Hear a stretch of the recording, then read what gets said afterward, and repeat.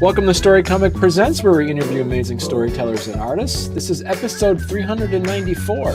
I'm your host, Barney Smith of Storycomic.com, and we're honored to have with us the internationally celebrated and award-winning author. You mean I've been to Canada? Anderson.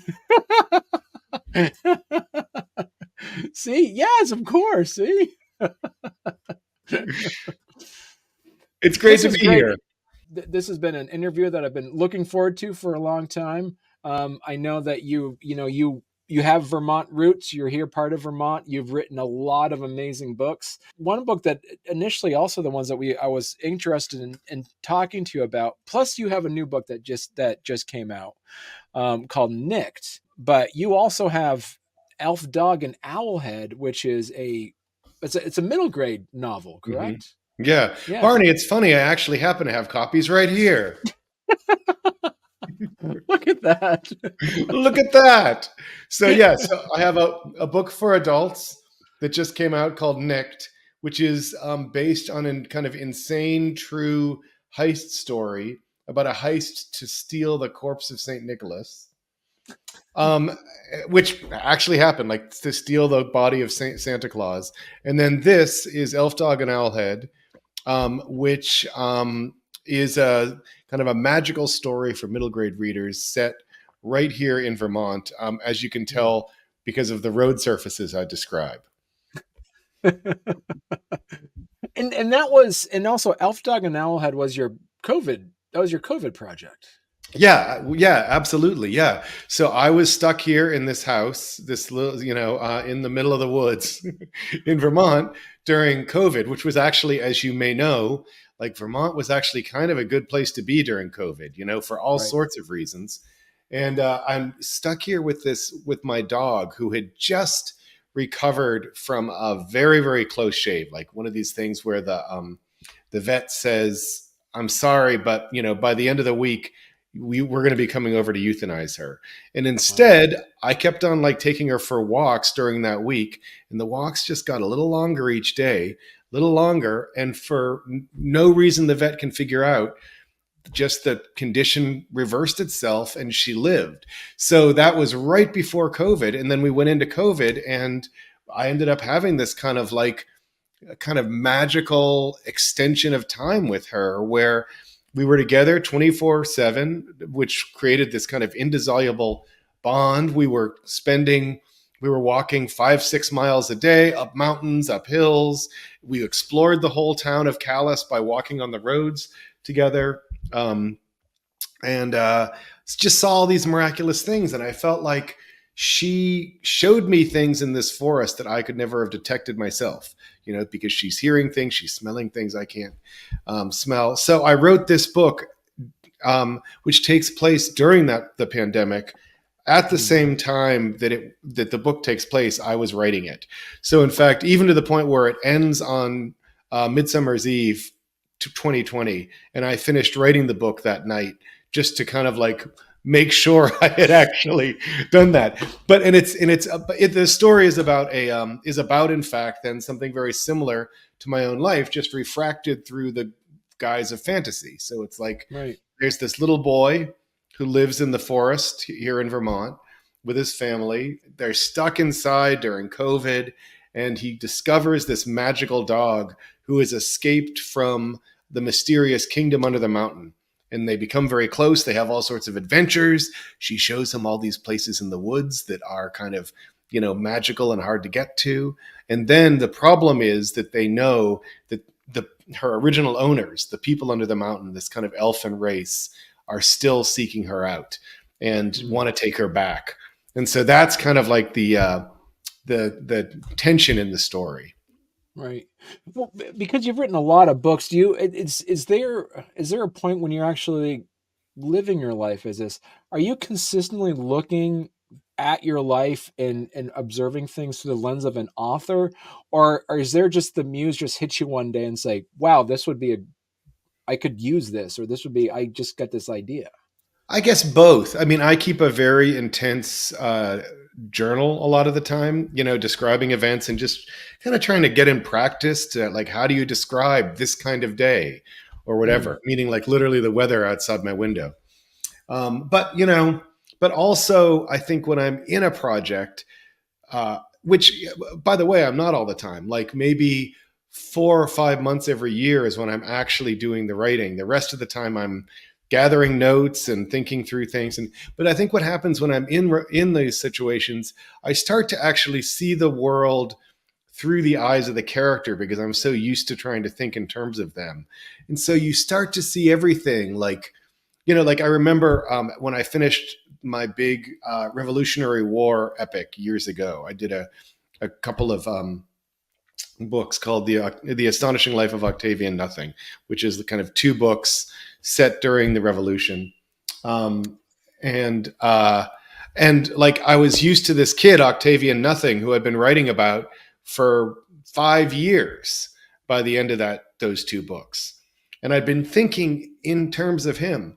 And suddenly, like I was done writing, he doesn't exist anymore, Mm. and those patterns of thought don't exist in me anymore. And I was sitting there, I remember that night, eating some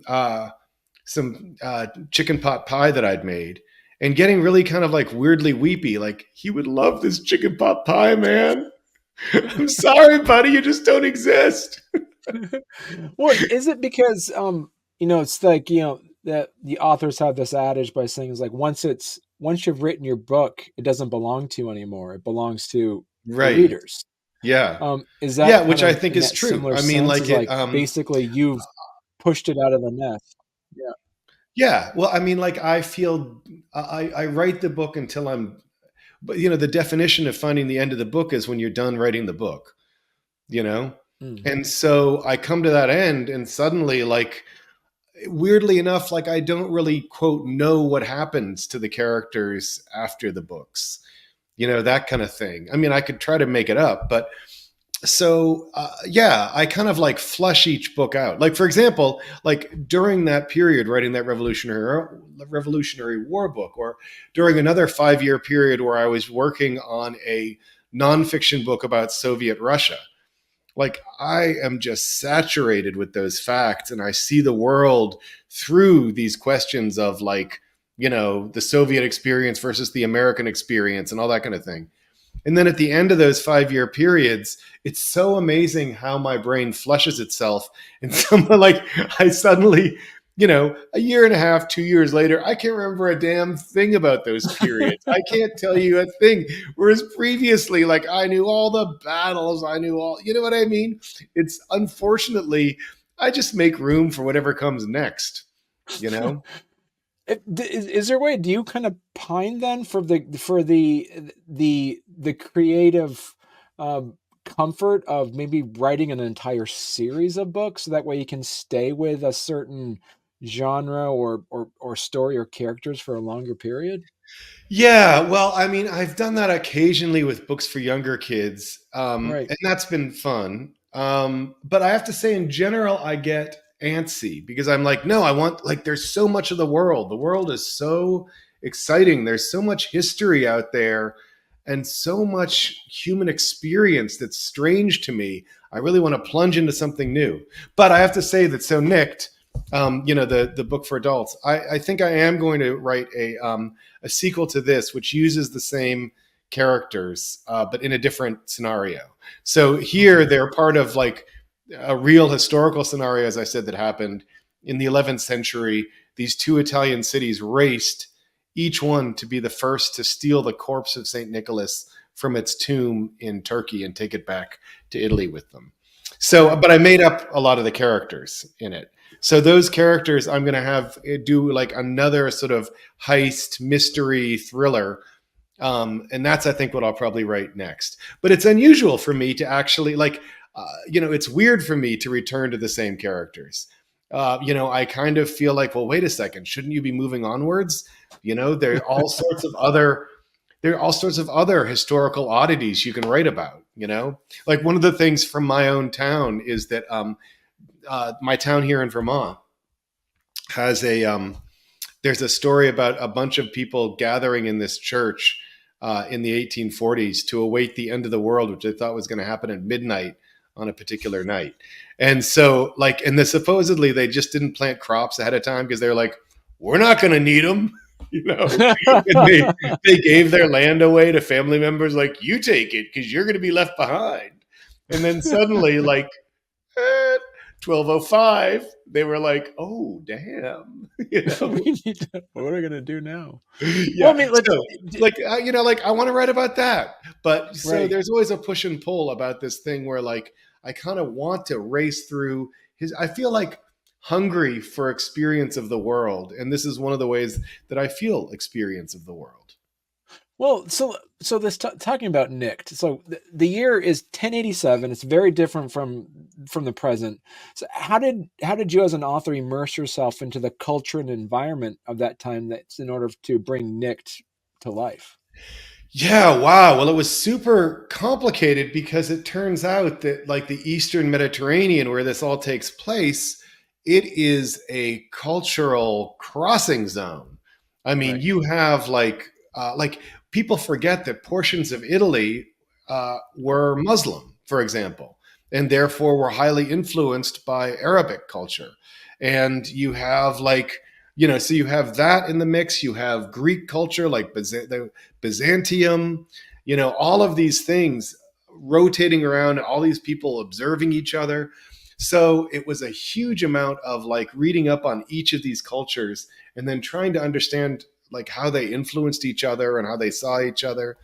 It took a lot of heavy thinking and work, which I enjoyed, but as I indicated to you earlier, don't ask me too much about it, like, in 2 months, because I will not be able to remember.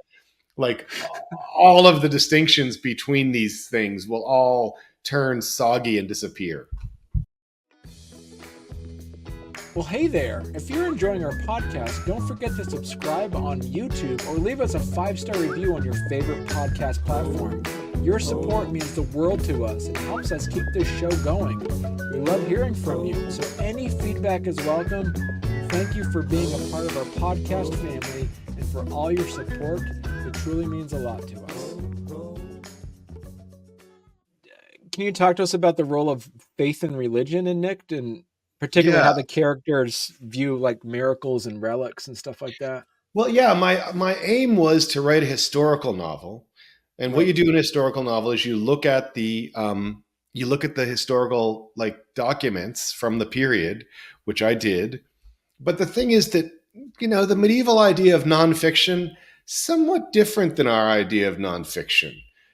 For them, the fact that, like, historians now look at these records and they're kind of like, they ignore all of it except for, like, 3 lines that happen to mention grain shipments. And they're like, oh, here's proof of grain shipments going to Antioch.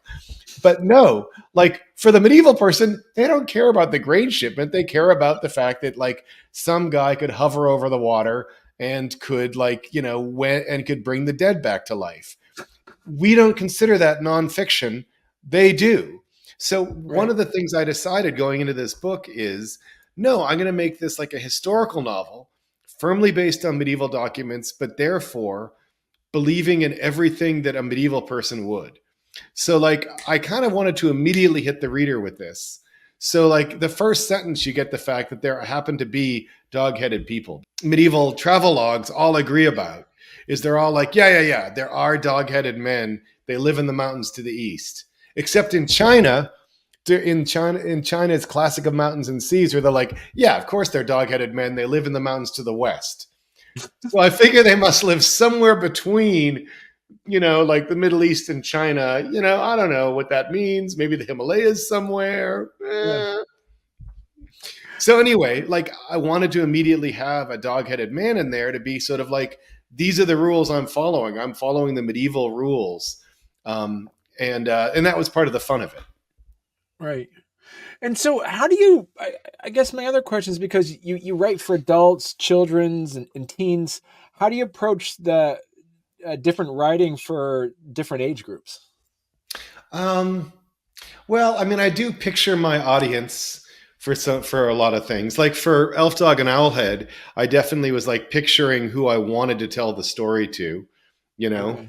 Um, but but it's more about finding a reserve of that age within yourself that matters to you. Okay. So like, the fact that I had that time alone with my dog, which was so precious to me. I mean, I really do feel like it was one of the, like, there was a communication between us as a result of that that was more powerful than any communication I've had verbally with anyone, you Mm, know? So I was finding the kind of, there is a 10-year-old within me who, in a sense, had that experience even as it was an adult experiencing it.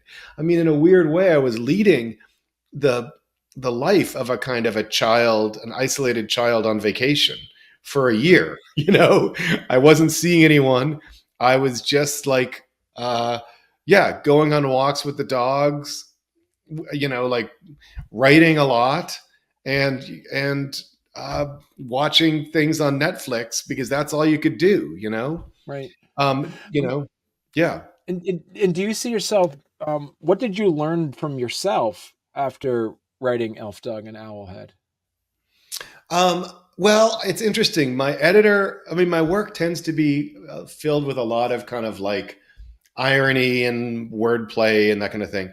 And this still has a lot of humor in it. Elf Dog and Owlhead still has humor in it. But my editor said, I think very rightly, it's the first book of mine without a sense of irony.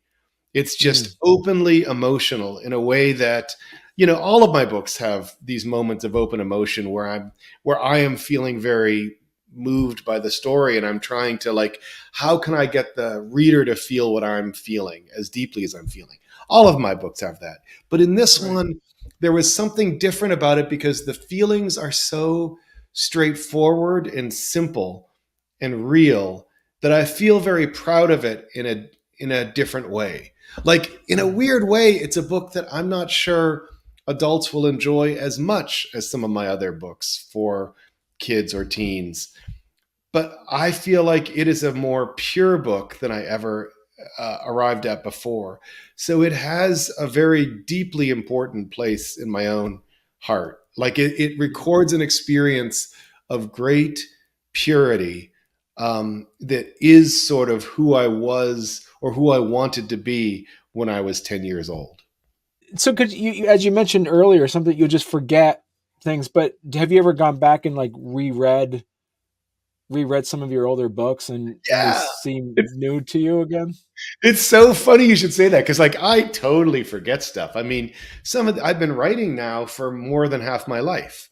I mean, writing and publishing for more than half my life. So I can't remember all the details of the books that I wrote.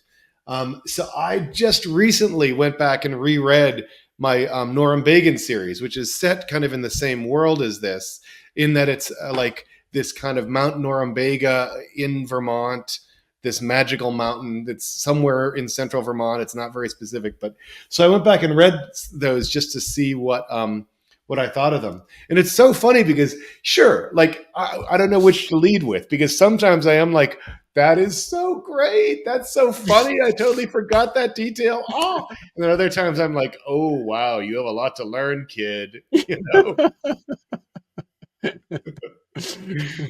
I don't know which would be. I don't know. Like it would be interesting to read them, having never read them before, but still, I had kind of that experience, and so there were like letdowns, but also like, oh wow, this is really fun. And do you have, because with all the books that you write, do you get into a point where like you go to your editor and you have your draft together and your Yeah. editor's like, you got to cut this out, and have you been like stubborn and say, fine, I'll just put it in another book, or no, that was good, or how much of this stuff are you able to kind of evolve again to put into a different story or something? I think almost none of it. Like, Oh, really? by and large, when an editor asks me to cut things, and I think this is because I've been generally lucky with my editors, when I go back and look at it, I'm just like, oh, thank God they didn't let me put that in. There are a few books actually where I wish that I'd cut more stuff out. Where in Okay. hindsight, I like there was something that was really important to me at the time, but I realize now, looking at it much more as a reader than as the writer, I'm like, Right. oh, you know what? You didn't really need to have that there. Right. Was there anything that you ever put in place where like maybe be like a story seed or an interaction that you liked a lot, but you kind of like put it to the side and say this isn't the right book for this, or this isn't the right character for that? Absolutely. Yeah. Yeah. Yeah. I mean, the tricky part about me editing myself is that my first drafts, like on a sentence by sentence level, they tend to be reasonably good. The problems tend to be much bigger than that. So, yeah, you can read that scene and be kind of convinced by it, but it is not working at all in terms of the whole book. So I absolutely, and you know what I find useful, if there are writers out there, this is a piece of advice. What I do is, I mean, I always have like a sketchbook quote, like garbage pit for each book, a file where you can go like, I'm not sure about this scene. What I'm going to do is I'm going to remove it entirely for the moment. Just cut it out of the main document and paste it in this other one. And it's always there if I want it. And Right. that works so well psychologically because you don't wince because you're like, it can come back in a second. All it will take is, Right. 15 seconds and it's back. But it's Yeah. so important how often you find you don't need it again.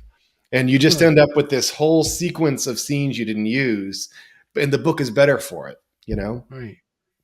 Turn them into a play. See, MT, just make like a whole, like an Like errata play of the all the play of things you've seen. mistakes, the play of all the garbage parts. And with your characters, like,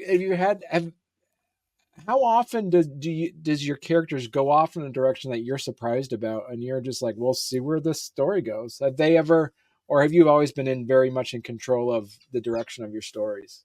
I guess there are details that surprise me. I tend to kind of know generally where things are going. I don't know Okay. specifically, but it's like, yeah, I probably fall more on the line towards control Hmm. than towards like just going wherever. And it's interesting because I feel like, well, like my best known book, Feed, was written without, which is like a sci-fi like dystopian satire, I guess you could call it. Hmm. So it was a book that I wrote without knowing the ending or where the characters were going to go or anything, and that was kind of cool. Like that, I just started writing and just saw where it went. And the downside of that, I will say to beginning writers, is that you end up cutting a lot out to shape stuff after the fact, because what you discover is you've gone sort of like, I can't tell which is my left and right hand in the screen anyway, but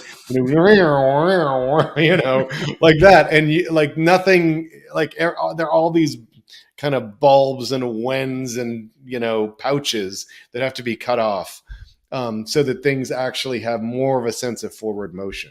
So that's the Okay. negative side of that. But it's interesting because you do surprise yourself. Like you like in particular, the character in that book, Feed, makes some terrible decisions about what to do with some memories that he's been given, like by his girlfriend who's losing her memory.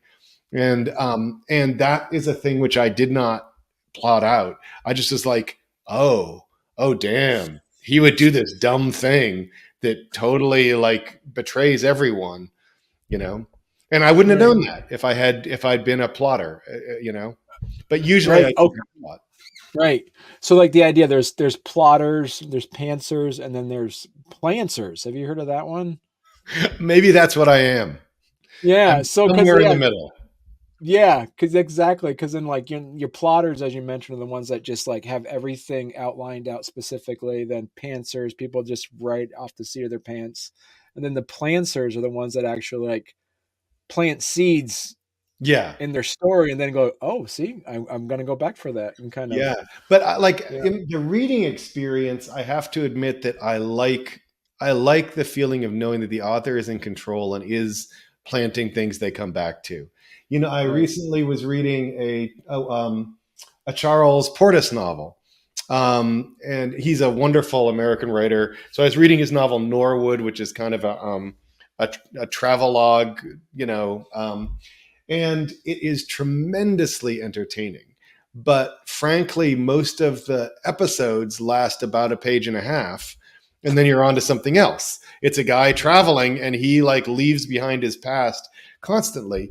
And there's something like the novel couldn't be much longer than it is because there's not. like, despite the fact it's a travel novel, there's not a lot of forward momentum in a sense. It's a set of really wonderful anecdotes, and it relies heavily on Charles Portis's genius to keep you moving forward, because there's not a lot in terms of the plot that's like, I'm holding something back right now, so you're going to wait to see what happens, and now you're going to wait to see the next thing, like, instead it's kind of like this guy just going along is like, well, then this happens, and then these people are on the road. So like, yeah, you have to have a lot of confidence in your improvisatory powers if you're really going to be a true pantser. Right. Otherwise, you're going to create something a little bit turgid. Yeah, a little meandering, and just kind of going off in directions. Yeah. And so MT, you did mention, so you do have some of your future projects. So you're looking at is it your plan to, as you say, to write a sequel to Nicked? To Nicked. Yep, that's my plan right now. At least we'll see if it happens. Right. And so Nick just came out as of like a couple months ago, correct? Yeah. And so I'm curious. So MT, if people want to learn more about you and your work, where is the best place they could go to? Well, just my website, which is mtanderson.com, which you have up right now. There I am, I'm looking very earnest in that photo. That's right. See, dashing, as some might say too. See, there you go. Yeah. Perfect. So MT, this has been fantastic. It was an honor talking to you. And listen, you got to come back on. Love to, anytime. Other book notes. Yeah. Perfect. Yeah. This was super fun. Thank you so much. Thanks for having me.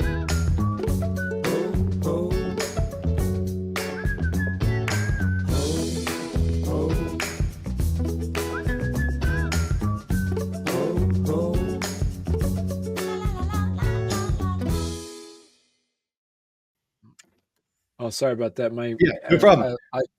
This is the greatest part about this, MT. I can edit this later, and so that'll be so super smooth. Yeah, fine. Product.